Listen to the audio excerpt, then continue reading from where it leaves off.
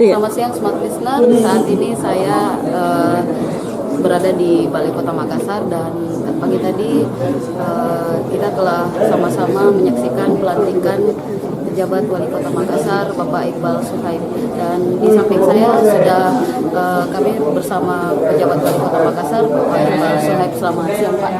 Selamat siang para Smart Listener, para Smart ya, Iya. seperti sih. Iya Pak, mungkin ada pesan-pesan untuk pelantikan hari ini, mungkin program-program apa saja yang Bapak akan fokuskan nanti ke depannya selama menjabat sebagai pejabat Wali Kota Makassar.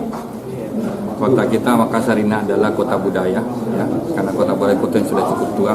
Mari sama-sama kita jaga Makassar ini, mari sama-sama kita perbaiki Makassar ini, mari sama-sama kita sempurnakan apa yang belum sempurna dari semua komponen yang ada di kota Makassar. Mungkin salah satunya bisa disebutkan Pak Fokus saya adalah bagaimana sebagai dirijen saja. Yang lain ada yang pegang gendang, ada yang pegang trompet, ada yang pegang simbol, ada yang... Saya hanya sebagai dirijen saja. Dari nggak bisa saya bekerja sendiri.